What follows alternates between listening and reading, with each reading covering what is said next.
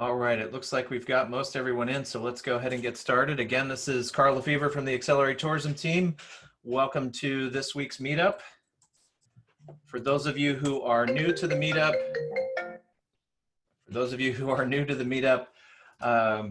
this is a virtual meetup for business leaders serving the tourism industry. We started this about 8 weeks ago. Our focus is on sharing tourism marketing ideas through guest speakers and open discussion.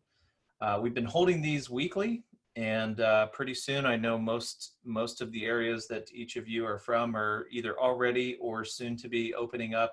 So we'll be shifting these to more of a monthly frequency here soon. But yeah, our whole goal is to help you guys that are running tourism focused businesses think through marketing strategies, give you practical ideas and things that you can do to help grow your bookings. So today's topic I'm super excited about. Our title is 7 Ways to Improve Your Website to Get More Bookings. And if you're counting, you'll probably get more than 7 ways today. But the whole purpose of this session is the realization that your website is really your most important marketing asset.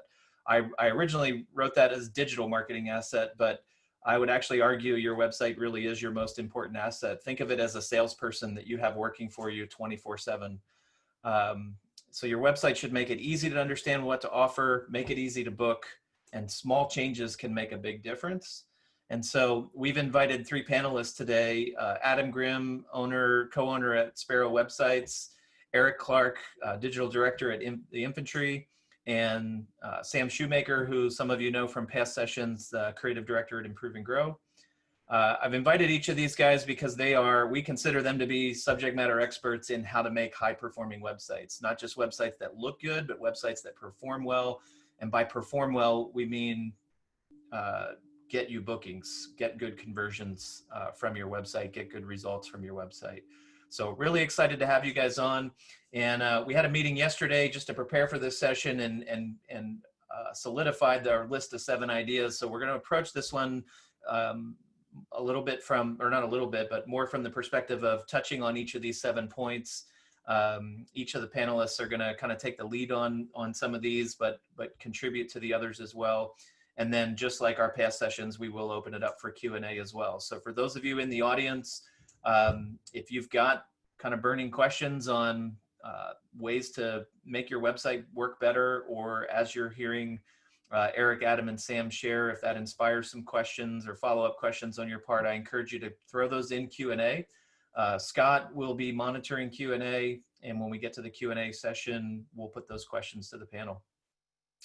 All right, so with that, let's get started. So item number 1, love this one, add credibility triggers across the website. Eric, would you tell us a little bit more about that? Yeah, sure thing.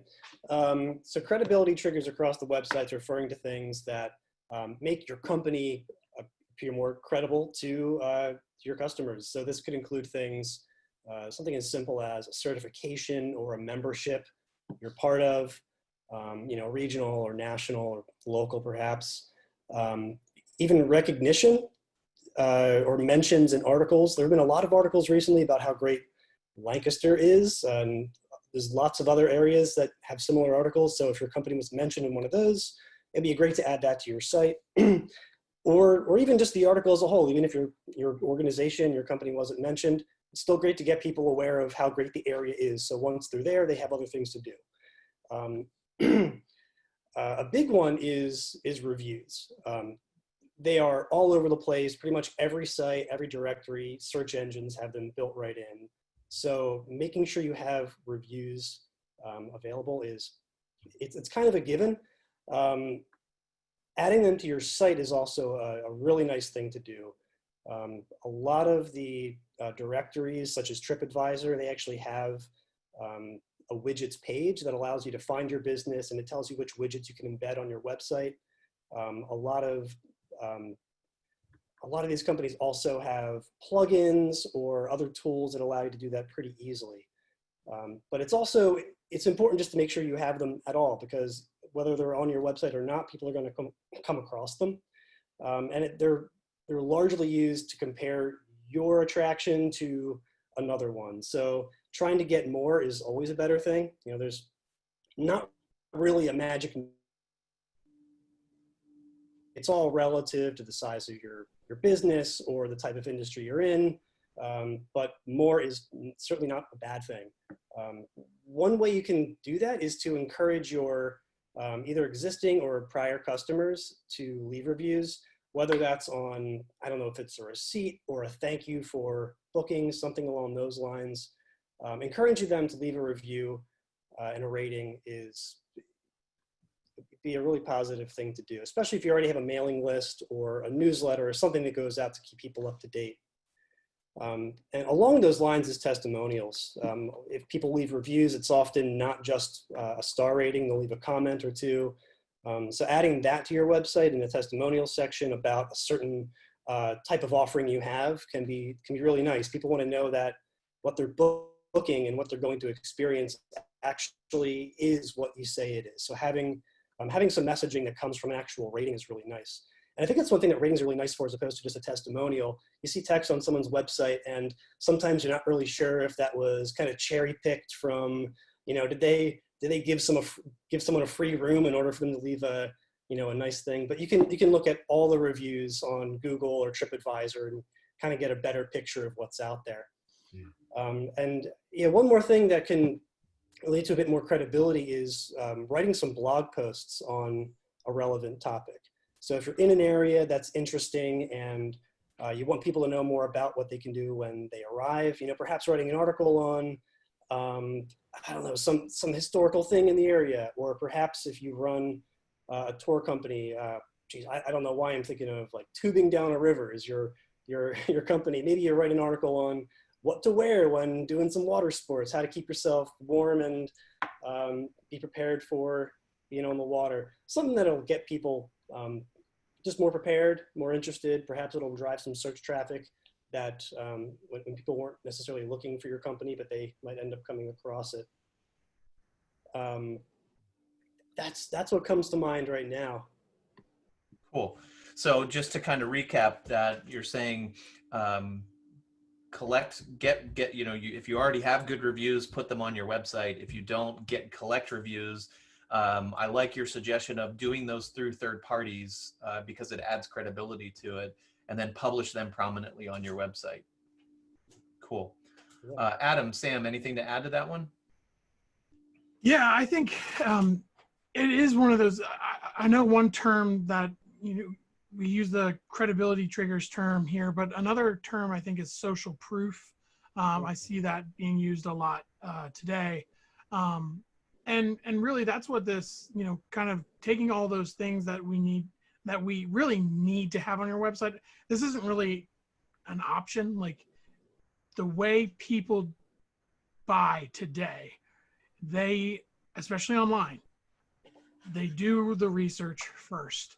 So having those reviews, having those trust symbols of accredited organizations or credible organizations, having those testimonials from real people, not just on your website, but all across the different platforms where people find you, it's not an option because your competition is doing it. And if you're not doing that better than your competition, even down to something as really meaningless as the number of reviews, like we would like to think that the number of reviews doesn't matter, but just the number itself leverages and has weight to what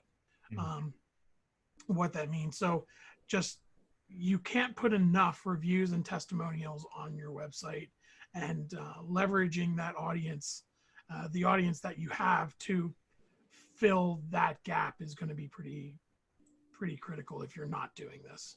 Yeah, good point. Cool.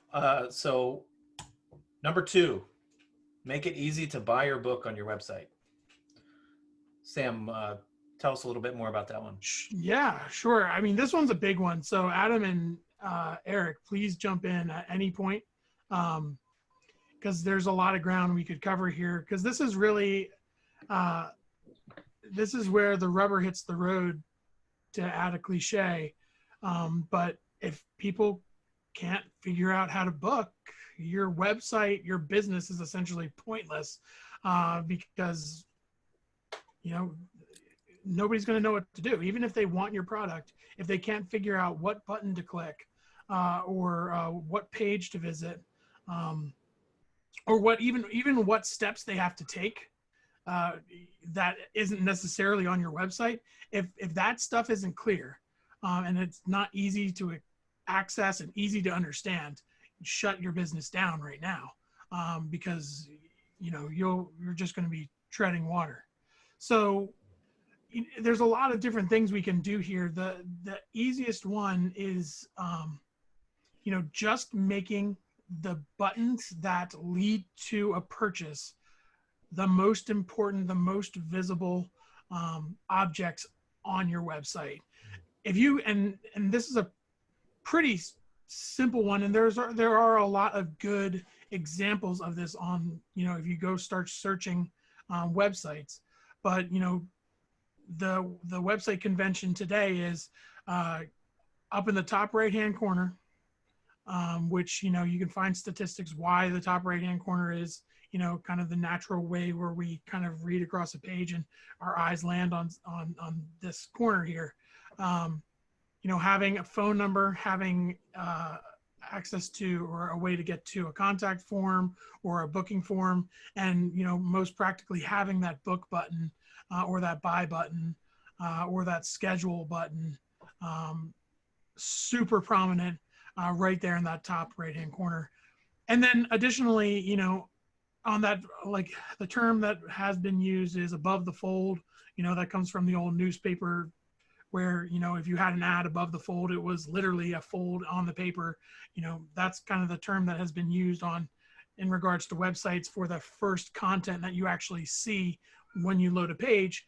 That's not as relevant today because people are used to scrolling, but, having at least having that top right hand corner full of contact information and actionable buttons, calls to action, and then even having a second one somewhere on the page just to train your users that, okay, this is the button that I need to be looking for to take an action, to book, to call, to whatever it is, and then repeat that button and repeat maybe a message that goes along with your call to action, that thing that inspires people to take that next step to buying or whatever it is. Repeating that over and over again on your pages throughout your site, and doing it consistently. Guys, is there anything else you want to add? This is like a super important one because this is the all-powerful buy button. Anything you want to add to that? Yeah, one thing I'd say is be mindful of like questions that might come up in your buying process. If you are renting a B&B, it might be a little more straightforward, but even there might be questions. What should I bring? It might be your first time in a B&B. So, are there shared spaces? What are the communal spaces? Those kind of things. Just be thinking through. I think it's often helpful to even just, have a friend or family member to, go through it with you and just think of some things that might raise questions there. If it's something that's a little riskier, I mean, if you're doing, skydiving adventures or horseback riding adventures or something like, just maybe, speak to the safety of it, those types of things, but just be cognizant of the things that might cause some concern or fear in there, and just anything kind of helpful information you can put along the way, right beside, your forms, your details, those kind of things. We've seen that really help people grease the wheels into the buying process. Adam, one thing you said there that was you just kind of said it, but I think it's super important, and that's ask your friend or a neighbor or a relative to look at the website. Like, we get so close to our website and the way that we talk about our product, we're talking to customers about it every day, that we kind of forget what it's like to talk to somebody who has no idea what we do or what we offer. And we try to advise people, like, write your website copy to the person who knows nothing about you and has never been on your website or interacted with you before, because I often see people fall in the trap of writing their website to the people that they have been working with for the last few years. And that's not your target audience. Those people don't mind working a little harder. They already know where they want to go. It's the new people that have no idea what you offer, that stumbled on your website, that you really need to convince. That's good. Eric, any other thoughts on how to make it easy to buy or book on your website?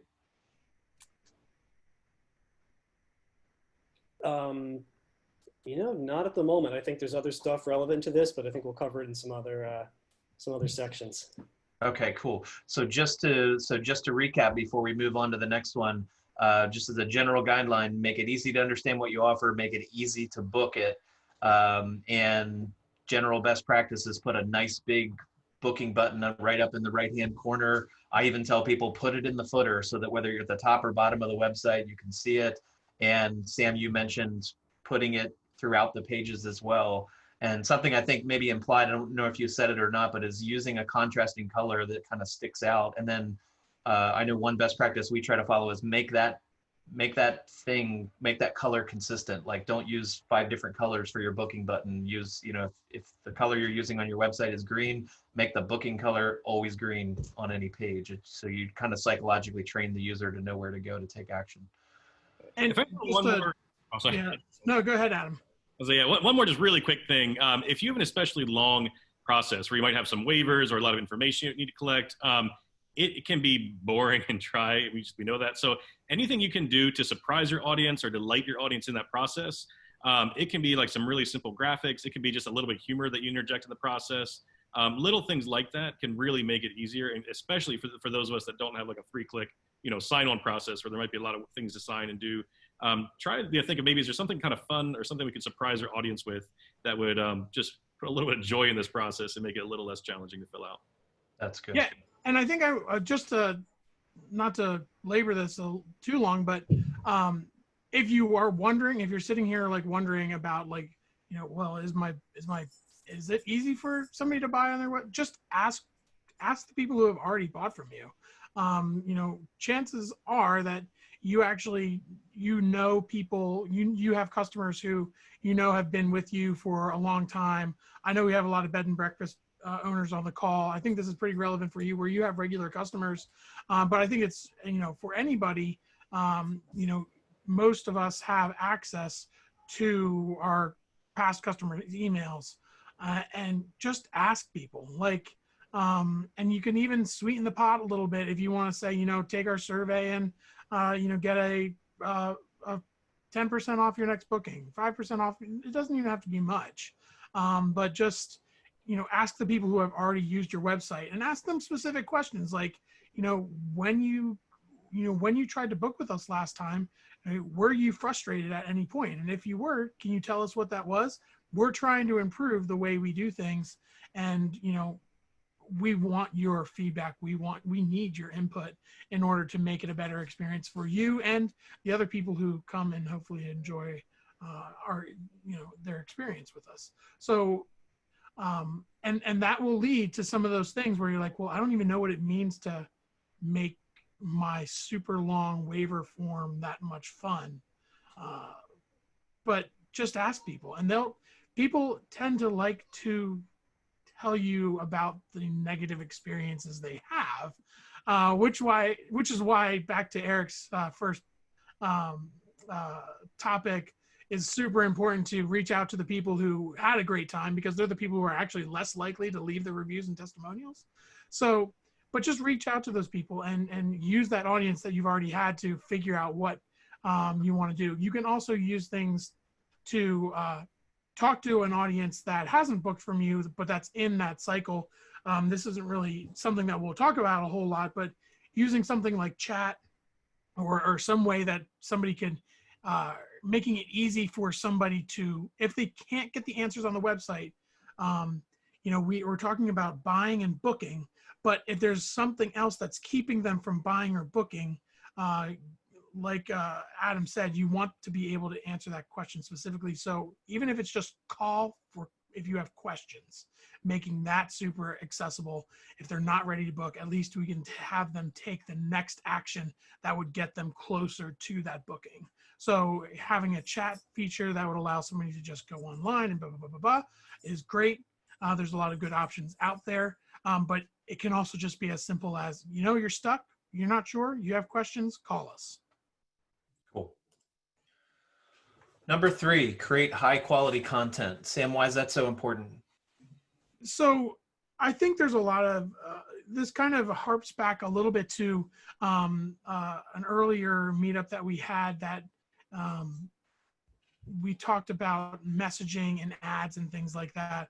And if you're interested, I recommend going back and watching that one. Caitlin Kincaid, she's a story brand guide, which is a content framework led by Donald Miller and his team. And she has a lot of experience in the tourism realm. I recommend going back and checking that out for some specific information related to that.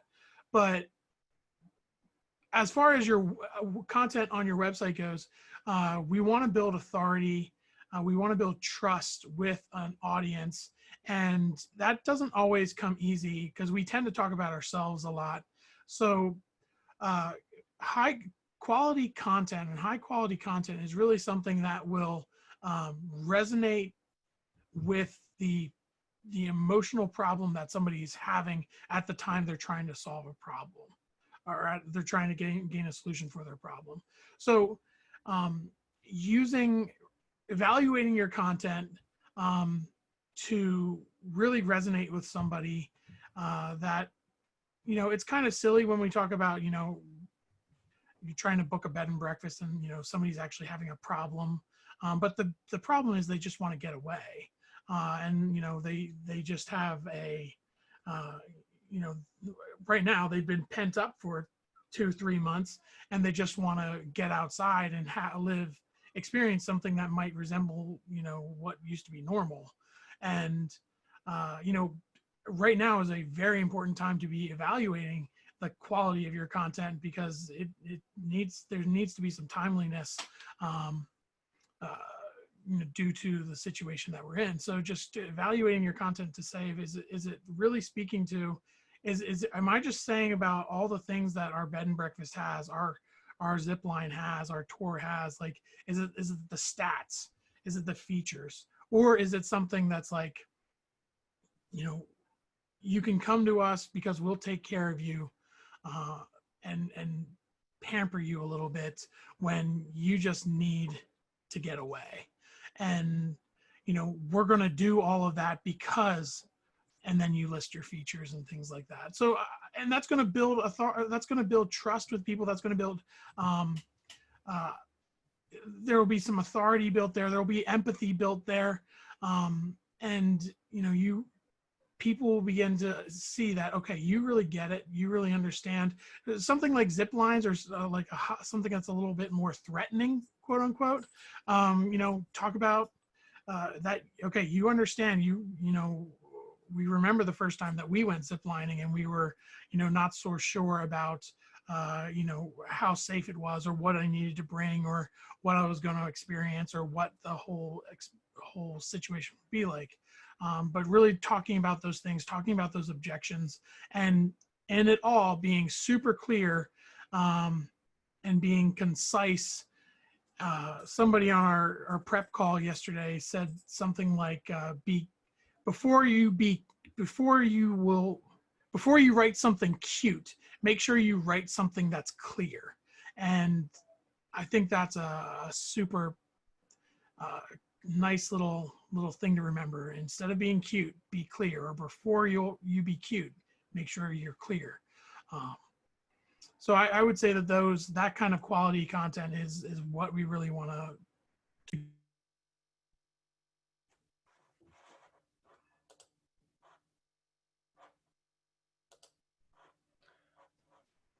I'm not sure what. Yeah, I'm not sure on the last point there. Yeah, that's okay. I just saw that. Yeah, it was just tying it up. Trust, authority, empathy.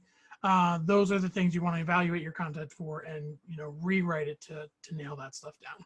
Cool. Yeah, I think it's important to remember that when your website ends up becoming, because that's the first way a lot of people become exposed to you. What I'm hearing you say is the reason the content is so important is because it basically becomes a reflection, or it's the impression that someone forms of your business. So the words you use, the images you use, the user experience, like how easy or hard it is, whether consciously or unconsciously, that's going to create an impression of what your business is like and what your 100%. like. So if you have an awesome, we worked with one business that just had a straight out awesome experience, but their website did not tell the story of that experience at all. The website was hard to use. There were grainy pictures. The words were very poorly written. And so just making the website represent the quality of the experience you offer, if you kind of think about it that way, is just going to go a long way towards telling the story of what it's going to be like when people are on your property. Awesome. Yeah. And that is that judgment is really important to consider. I'm glad you mentioned that. Because that is really, it's, you know, we think of a website as a house or you know, like a physical business building. And if your building is decrepit and run down, people are going to, whether or not we like to admit it, people are going to make those judgment calls. The same goes for your website. Yeah.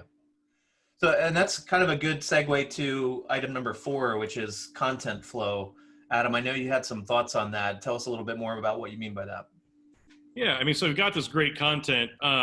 You know, you might be a great messaging strategy in place. Where we've seen some pages break down, though, is that there isn't a nice flow of step 1, 2, 3 on the site or even on the certain page. I say this, so I've talked about this in presentations, and then we fell prey to it too. We had this landing page.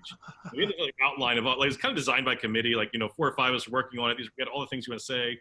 We put it out there and we tracked it. And we actually talked to some of our clients who went through it, and people were just massively confused because what we lacked was a linear progression. So what I mean by that is on each page, you should really take your user by the hand or take that brand new person by the hand and walk them through step 1, 2, 3, 4 of your journey. So I'm a complete stranger. Hey, we're so happy to have you here. Let's tell you a little bit about the experience. After telling you about the experience, you know, you might have some questions. So here's some answers to your questions. And at this point, you might, you know, want to get in touch with us and register. You can go here for that. So when you're writing your outline for your page, so, you know, at the very beginning, I recommend starting with an outline before you just start putting elements out there. So a really simple 1, 2, 3 outline. Just make sure that it's not this random list of bullet points, but it actually has a step 1, 2, 3, and it's something that's really logical for the users. And like we've said so many times, if you're a bit confused about this, it is the kind of thing that you can, you know, you can talk to somebody else to make sure it actually holds up to the test, that they understand that progression. But that's the first one. Just make sure that you don't have this just random bits of information all over the place, which is easy to do. Like I said, we've fallen prey to it ourselves, but that you've kind of taken them through a really nice journey or process. Alongside of that, once you've got that in place, then you want to talk a little bit about what you're going to put on those pages. So, you know, Sam talked about the quality of content. You know, the other component to that is once you've got this high quality content, put it in a really easy to read, easy to navigate, you know, flow on your website. So there's something that in the web design world we call chunking. And that's just, rather than having like an essay of text on a page, break each paragraph into its own heading. And I think we've all done this. When you land on a site, some of us are just going to skim down the headings and read the headings. Then we'll go back and read that in-depth copy, hopefully, that's on the page. But our first step is often just to scan down those headings. So it's really important that you take each big idea, put a key heading above it. By heading, just means some big text that people can read, and then get into the paragraph and the deeper dive. And then you can kind of intersperse it with graphics and images and those kind of things from there. But that's the other element. So get that narrative in there, and then when it lives on the page, make sure you can read those steps 1, 2, 3 as big bold headings, and then fit your text in around it. So it's a really easy to scan, easy to read page. They're really basic things that you can do with just about any website editor. But unfortunately, we see a lot of people that miss those 2 steps, and people just get confused and burdened and leave a page when there is actually really good content already on that page. Cool. Eric or Sam, anything to add to that?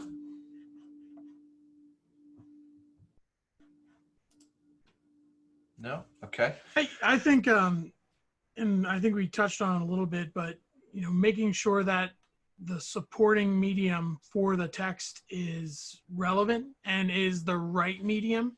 And sort of in a way, vice versa. So, and what I mean by that is obviously we know that we want to be using images, especially with something that's so visual as, you know, the experience of, you know, conveying the experience of staying in a bed and breakfast, going ziplining, going, you know, on some sort of tour. You know, it's a very visual experience, and we want to use high quality images to reinforce the text that we're saying. But in some ways too, you can flip that in where if you have an image, if you have a video, you know, you can add some context by giving a little bit of a sneak peek of what's going to be in that video. Videos are very convincing, is a very convincing medium, but people have to actually click the video typically to actually, you know, experience that video. So use text, use those headlines and use calls to action to get people to engage with that video. And for like images and things like that, also using, as goofy as it sounds, captions end up being one of those things that people tend to engage with pretty highly.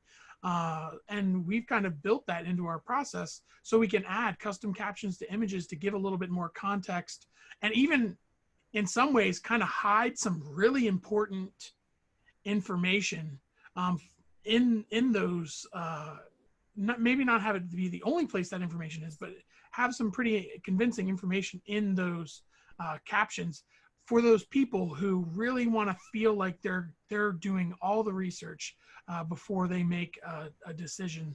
That emotion of that assurance that, okay, they're making the right decision to lay down $200 or $300, depending on how expensive a tour is. That will, putting some of those little hidden gems in things like captions is actually a pretty neat little strategy for those people who want to feel super assured that they're going to get the bang for their buck. Cool. Number 5 is provide a consistent user experience. Eric, what are your thoughts on that? I actually, 2 questions ago when Sam was talking about content, somebody said something along the lines of, trying to make the website, the content on the website, represent the quality of the experience. And I think that's a really, really good point, not just when it comes to content, but when it comes to everything that you put out to talk about what your company does. The experience itself should be good. The website needs to hold that, but really in every way that somebody interacts with your company, every piece of marketing material or information should explain what the experience is. So thinking about all the interactions people have, whether it's through social media, your website, I think it's really important to think about what those interactions look like to your customers and the types of impressions you're making on your customers. And kind of in a nutshell, that idea is branding, thinking about what your brand looks like, how you present yourself to the world. And I think it's a really important concept to think about creating, writing, designing everything in a consistent manner. So that includes things like just clearly stating who you are and what you do, what does your company provide, what people can expect when they show up, when they book. Things like your headlines and some of your messaging and even your overall tone when talking about what you offer. That even includes things like consistent photography. Not every single picture is going to be professionally taken necessarily. Maybe it's curated through iPhone shots and even user submitted shots, but having a nice consistent look is always beneficial, especially when we're talking about your website itself. And consistency also goes through, that appears on your website in terms of, visual design, things like your, consistent layouts, fonts and colors, page to page, even sections across the site. I believe Carl was the one that mentioned just having a consistent call to action color for that booking button.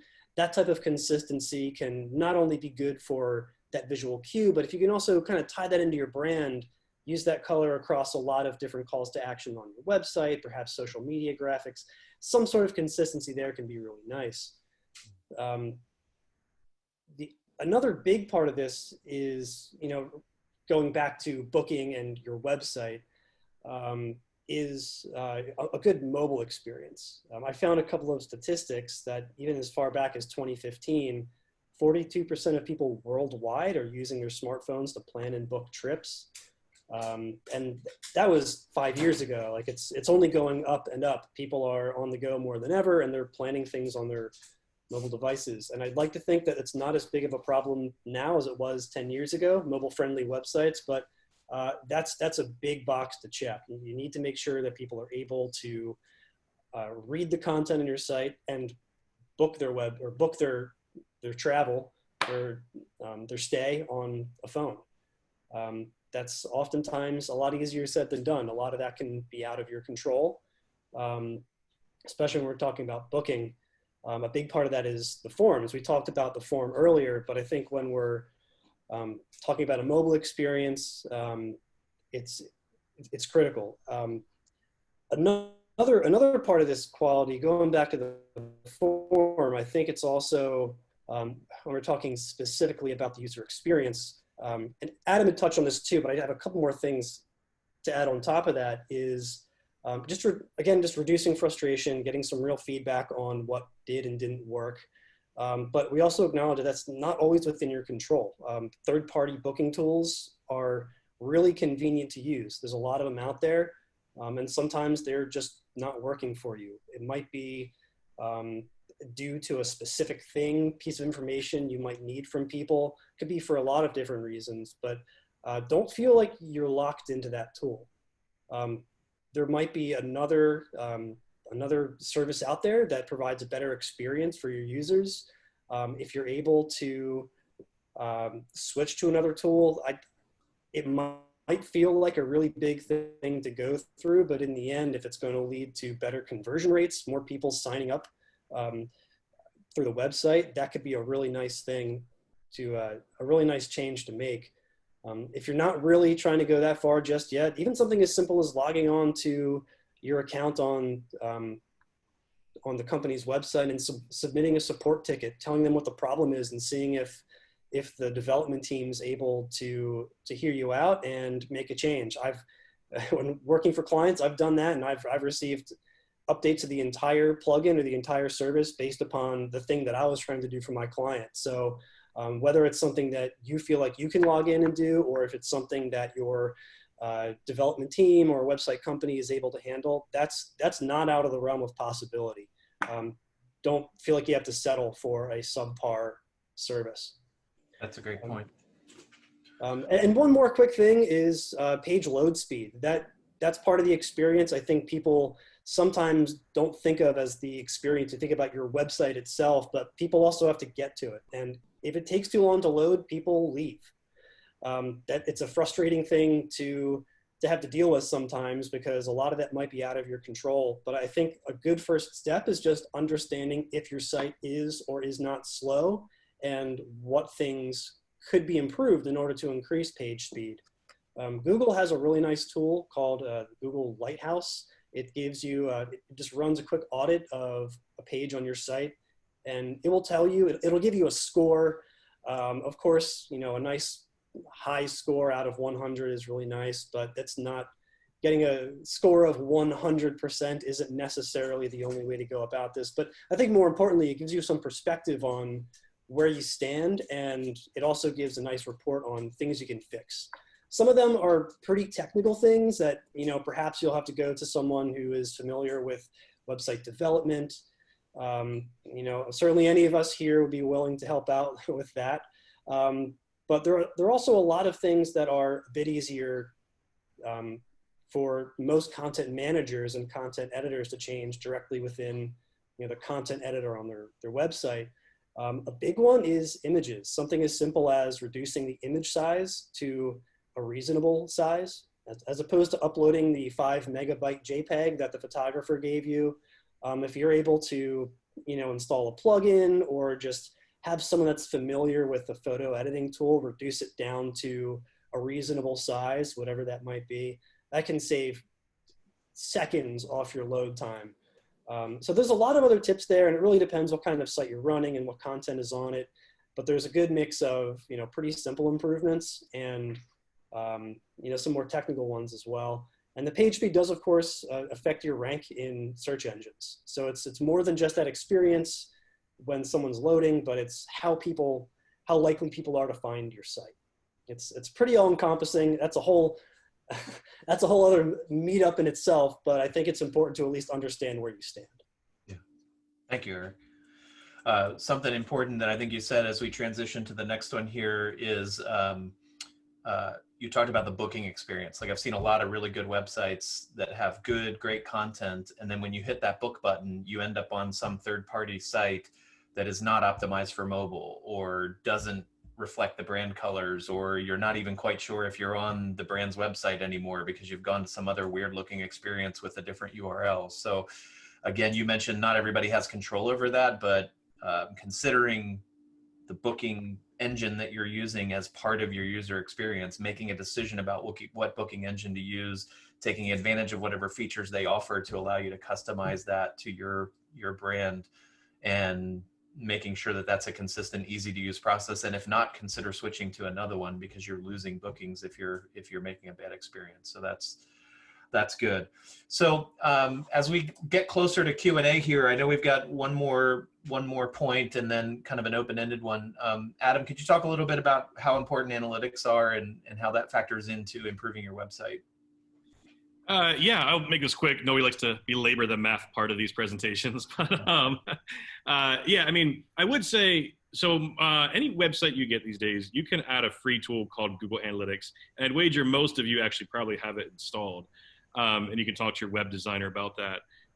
What we find is most clients, though, they never check it, or they might check it once a year. So I just like to offer a friendly reminder. You know, there are analytics, well, probably on your website now. Google Analytics is free. It's the most popular one if you don't have it. And you can just peek in there. We try to remind every client to set aside some time every month just to take 15 minutes and peek in there. And in your analytics tool, I'm not going to do a full training. You can certainly talk to your web designer about that. But in your analytics tool, you can see some really critical information that will basically back up everything we talked about in this session. So as you're making changes to your website, you know, first of all, you know, go in there today and try to get a good baseline of how people are using your website, which pages they're looking at. There's something called bounce rate, which is not a perfect metric, but bounce rate is essentially saying of the people that went to that page, how many people left without doing another action. So if you have a really critical page and your bounce rate is very high, that just means people are bouncing from the page. They're not taking action there. And then if you're working with certain teams, they can actually help you customize that even further to understand the different events that happen on your website. But you know, for those of you that are kind of running your own show there, I just like to remind you, take some time today, get a baseline of how people are using your pages. And then if you are able to implement some of the ideas we had today, track it over time to see what improvements they make. Do people spend a little more time on that page? Do they, get to your conversion forms a little more easily? You see more visits on your thank you page after that they arrive at after they fill out a form or do a booking. Those are some really easy things that don't take a lot of customization that you see to help right away. And that all falls in the realm of, not too nerdy, but quantitative metrics. So the number side of things. There is an aspect of your website that's called qualitative, and that's just really understanding deeply how people use your website. So there are some tools out there. Hotjar is one. I believe it's only a paid tool. They might have a free trial. There's another tool called Full Story. You see the link out there. They have a completely free version that will just track people's mouse across the page. Now, to go back to Eric's point about page speed, when you're running these tools, specifically these like tracker tools, they will probably slow down your website. So you don't want to let them run forever. But if you've made a couple key improvements to your page, or you really want to get a deep dive or deep understanding of your page, to let these tools run for a couple weeks or a month or so, to literally watch how people are using your page, where their mouse is going, where they're spending time, can be invaluable. Every time we've run one of these tests, we've always walked away with a lot of really key insights, because you can see, hey, their mouse goes there, but then they really stall there. There's probably a confusing point. Or this really important thing we need them to see, nobody's mouse or nobody's eye goes down to that important thing. So we need to make that stand out a little more, things like that. So check out your Google Analytics. You can use a couple free tools out there to do what's called the qualitative understanding, kind of watching people across the board. And we talked a lot about it in here, but under that qualitative analysis would also fall, just like we said so many times, ask some of your customers and get some surveys out there and get some of that type of data in there. I think that's, kind of quick run through the three big components we'd really recommend that people do on their analytics. Cool. Thank you, Adam.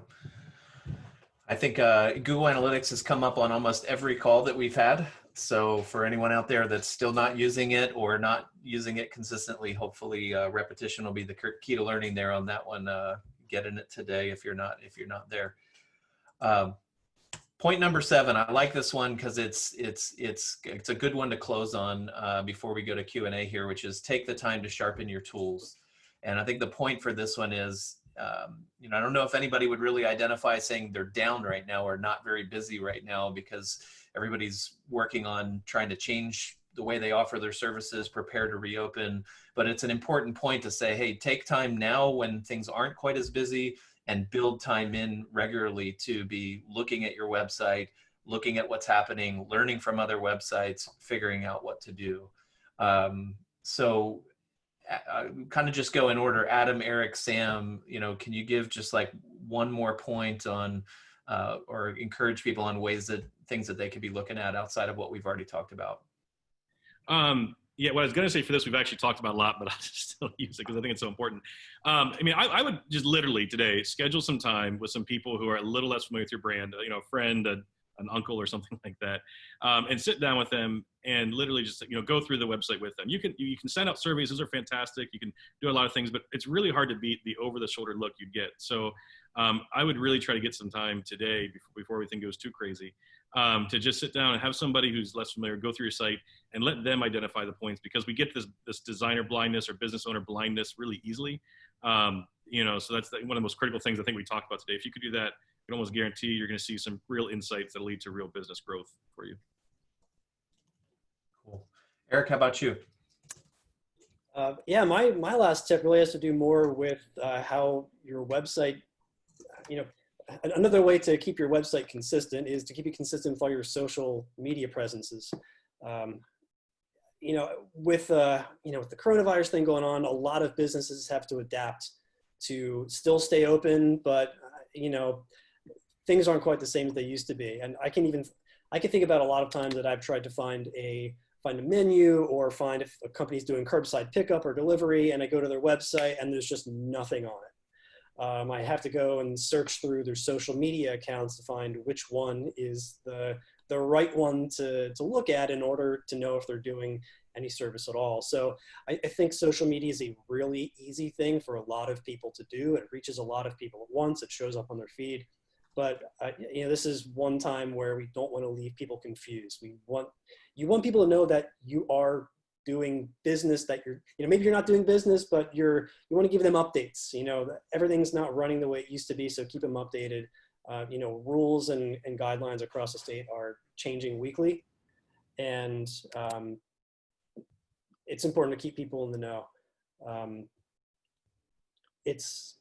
Again, the content's probably already out there, but keeping that consistent is really nice. You don't want to force people to hunt it down, or even worse, not find it at all and just be really confused. Cool. Sam, how about you? A closing thought? Yeah, I mean, mine's pretty easy. It just don't let it. Doing work on your website could easily become overwhelming. Don't let it overwhelm you. Sure, you may have some critical issues on your website, and you know, you may spin your wheels on trying to find the answer to fix that. The internet has a lot of great resources. YouTube has a lot of great resources. If you're trying to figure out how to do something on your website, you might end up on something like Stack Overflow has a lot of question and answers on how to do more technical things on your website. Just don't get bogged down by it. Just do the things that you determine that you can actually do fairly quickly. Because if you can knock out a lot of the little things, you're going to be moving the ball forward instead of just getting frustrated and then constantly putting it off. You know, anything that you can do, just go ahead and do it. If you get stuck, move on, try to find something else. Or, you know, if you're able to engage with, you know, a developer or somebody who would be able to help you with that technical stuff, you know, do that. But just don't get overwhelmed by it. Just do the little things that you can do and make sure you're checking your Google Analytics. Cool. Cool. All right, Scott, what kind of questions do we have from the group for the panelists? Sure. So we had some questions come in during the credibility triggers part of this. Take a step back a little bit. The one question was where and how do I use them? So I would be guessing for like reviews and stuff for my blog posts, for badges and all those accreditations. Would we use them site-wide? Would we have everything on the home page? Do we have individual landing pages for these things? You know, where and how do I use these different credibility triggers? Yeah, that's a great question. I would say real quick, if you can figure out in every site, what are your key objectives or what are you trying to validate? So are you trying to validate that this is the most exciting experience? Are you trying to validate this is a safe experience? You know, at each key point there, figure out what you need to validate and figure who's the best third-party source to validate that. So if you have, a bungee jumping experience, you think people are going to be scared, maybe that's the great place to put the safety seal and the state certification, everything like that. If you've just said this is going to be the most mind-blowing experience ever, that's maybe a great point to put, the testimonial that where the person said, my family couldn't stop talking about this for 3 weeks, So I wouldn't cluster them too much. I'd really try to find the most important one, try to figure the biggest objection, and just match those two so the third party, validates what you said. That's great. So what I think I'm hearing you say there, Adam, is instead of just having a running list of all your testimonials that people have to wade through, kind of hand-picking testimonials and putting them in relevant places on the site. That's a great tip. I think also, go ahead, Eric. Another thing that we run into with clients sometimes is they want to decide which third-party site they should focus on for reviews, because there's tons of them out there. Google has reviews set up for every business, whether you want them or not. TripAdvisor, it's built in. Airbnb, it's built in. And they always try to get the right answer on which one they should focus their time on. And I don't think there is necessarily a right answer. It really depends on, back to what Adam was saying, depending on what you're trying to get at. Maybe TripAdvisor is better than Google, so you should point people towards one or the other. I think it's important to take a look at what's out there and see where people are leaving reviews. Maybe the reviews are better or more comprehensive on one site than another because of the nature of the site, perhaps. So I think you can't do great at all of them, most likely, unless you really do have the team power to focus on that. But I think it's okay to focus on just one or two of them in the sites or areas that you think are most beneficial to the industry you're within. Yeah, good point. Scott, what other questions do we have? Sure. I think Eric just actually answered the next question we had on what third-party options should we use. Going to the content section, what are some best practices for how much info to include on a page? Or how do we not overwhelm somebody with our information? I'll speak on that, but real quick, I think the third-party question that might have been in there, I just want to offer another answer because I understood the question a little bit differently. If you're looking for a tool to actually help reach out to some of your customers to encourage them to leave reviews, there's a bunch of different ones out there. I'll just mention, and there's some that are geared kind of towards the travel industry. But the one that we've had a lot of success with, I believe, is called Gather Up. And that's been pretty neat because essentially what you're able to do is curate an email list and send it out to those people to have them leave reviews. And what you can do is if you have a booking system where people booked and had a good experience, you can focus on getting reviews from those people. So it's a little bit, I don't want to say it's dishonest, but as we said before, it's not dishonest. It's just the fact that people aren't as likely to leave a good review. So you kind of have to really sort of poke them to say, hey, leave a review. Hey, you had a great time, leave a review. And that's exactly what this thing does. So Gather Up, I believe it's called, and we can even add that to the resources list. So to go back to the content question, there's a lot of different opinions on whether or not a page should have a little bit of information that's super concise or, should have more long form information to, increase the amount of content on the page that's digestible by users and by, search engines to, that are serving these pages out to people. I don't want to say, my answer is don't worry about it. Just make sure that anything that you put on the page, it's going to be super relevant and it's going to move that ball forward. It's answering questions, it's building authority, it's concise. So as long as you have, and as Adam put it, these chunks of information that are concise and are relevant and will build authority, don't worry about the number of words that are, the length of the copy that's on the page. Is that kind of a relevant answer to that question? Is that what I was looking for, Scott? Yeah, I think so. Yeah, I mean, I would just chime in there. I mean, in every case where somebody has said there's a page that's too long that I've seen, at least for small businesses, it has always been a page design, page layout problem, and not an amount of content problem. Like, it just looks bad because there's massive amounts of text. Yeah. Where when you add some images, you add some videos, you add bullet points. I mean, like, you chunk it into content. That page usually performs way, way better, and nobody says it's too long. I mean, Amazon's landing pages, you can scroll for like 10 minutes on some of those, like, this page, and they're highly, highly tested pages. So, like, usually it's usually a design problem, not a content problem, when people complain about the page being too long. That's good. Okay, and one more question. Anybody else? Were you gonna say something? Go ahead, Scott. I guess one more question kind of to end on. Are there any types of elements that you see websites moving forward in the future? Like, what's new and coming out that people can like look to adapt to? I mean, I know one thing that's getting thrown around a lot in the marketing world, but just to maybe consider is, having more conversational elements in your websites. Chat features, things like that. Stuff like that is just something we can't avoid. We were, some of us were at a conference last year here in Lancaster where they were saying they could see a future where a chat experience will actually replace the forms that we all have that people book, because it's, it actually goes back to before the internet, where you actually talk to a person, you can ask, questions back and forth and that kind of thing. So I do see that probably continuing to take a bigger role in the website world.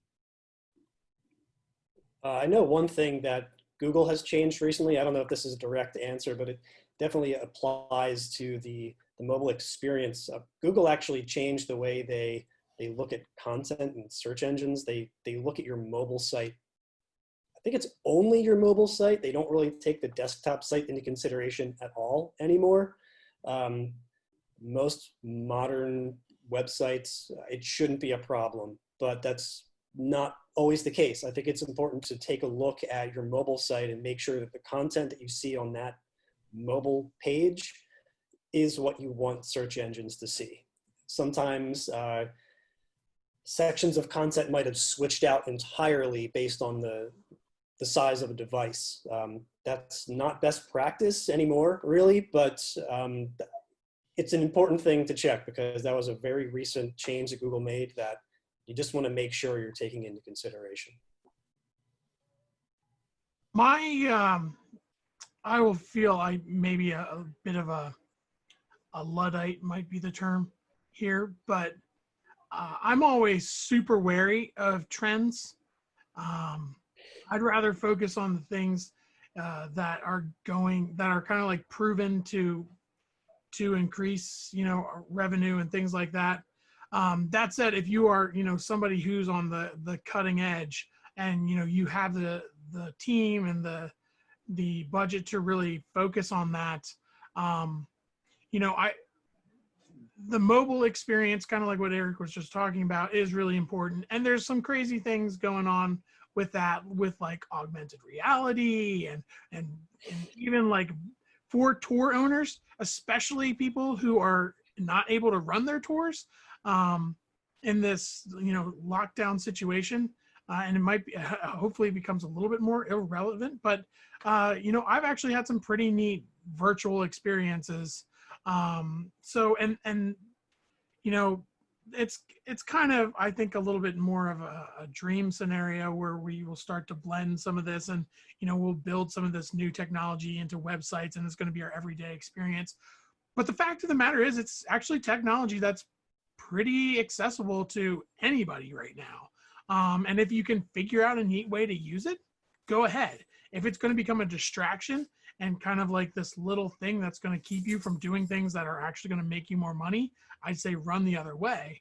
If you're a person who's maybe prone to doing some of those things.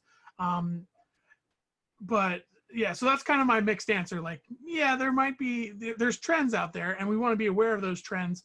But if I'm a business owner, I want to be maximizing all the things that I know are going to work first before I start thinking about, well, there's a shiny new opportunity out there. Why don't I just like spend all my time on that? So that's kind of my that's my thought, and maybe a little bit of a warning that I've personally run into myself. Cool. Great. Thank you, Sam. So, so I see it's the top of the hour here, so we're gonna wrap up here. And sorry, I'm having trouble with my video and connection here, so I've shut off the video. But this is Carl on audio. Just want to thank everyone for joining today. What you see on the slide here is just the key takeaways, which are really enforcing the 7 main points that were made. Like always, we're going to be sending out the link to the recording and the transcript. Some folks on the chat were asking about some examples from some of the points that were made, as well as links to the resources. We're going to put all of that in the post when we post the video and the transcript on that. So look for that email to come out, if not today, early Monday, with information about the session so that you can rewatch the recording. As I mentioned, all the resources that we mentioned are here on the slide. We'll put the links in the blog post. And there were a few more that were mentioned by Adam, Eric, or Sam that aren't on the list here. We'll add those in as well. Encourage you to sign in next week. We're going to be talking about 3 principles for building a booking growth funnel. Essentially, think of this session as kind of tying together all of the last 7 or 8 weeks or so of the topics. We're going to be talking about how all of this kind of ties together and how you can really set up your marketing strategy for success by pulling in these principles at the right points and the right times, with a focus on what's going to help drive bookings for your business. And encourage you to keep the conversation going. We've got the Facebook group. If you're not a member of Accelerate Tourism yet on Facebook, go ahead and look that up and join there. We'll send a link out with the email with the meetup recording as well. A number of us are monitoring that group. Submit your questions. If you heard some things today that you're not sure how to apply, put a link to your website in there and ask a question. We'll help you out as much as we can. So thank you everyone for joining today. We hope you have a great weekend, and look forward to seeing your businesses open and what happens with that here as we move forward. Thank you everyone. Have a great day. Thank you, Adam, Eric, and Sam for joining us today and sharing your wisdom. Thank you, everybody. See ya.